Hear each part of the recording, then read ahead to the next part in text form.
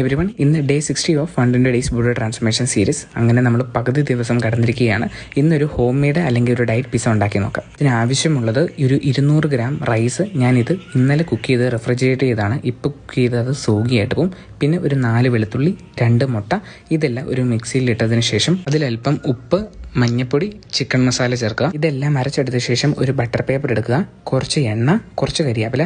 ആ കരിയാപ്പില ആ എണ്ണയിൽ ഒന്ന് മുക്കിയെടുക്കുക. ബാക്കി വരുന്ന ആ എണ്ണ ആ ബട്ടർ പേപ്പറിൽ തേച്ച് ക്രസ്റ്റ് അടിയിൽ പിടിക്കാണ്ടിരിക്കാൻ വേണ്ടി എടുക്കുക. എന്നിട്ട് ആ മിക്സ് അതിൽ ഈവനായിട്ട് തിന്നായിട്ട് സ്പ്രെഡ് ചെയ്യുക. ഇതിൽ ടോപ്പിംഗ്സ് ആയിട്ട് ആഡ് ചെയ്യാൻ നമ്മൾ കുറച്ച് ചിക്കൻ തിന്നായിട്ട് അരിഞ്ഞ് അതിൽ മഞ്ഞപ്പൊടി, മുളക് പൊടി, ഉപ്പ്, ചിക്കൻ മസാല ഇട്ട് ചെറിയ പീസുകളായിട്ട് ഈ പിസയിൽ വെക്കുക.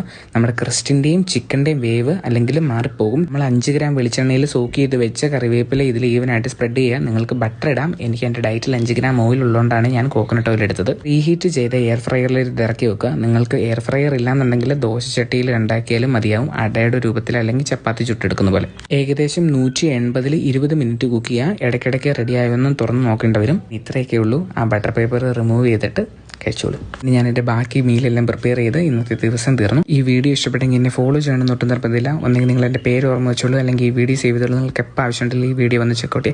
റെസിപ്പി എല്ലാം ക്യാപ്ഷൻസിലുണ്ട്. നമുക്ക് നാളെ നല്ലൊരു വർക്കൗട്ട് വീഡിയോയിൽ കാണാം. We'll see on the next. Tata by.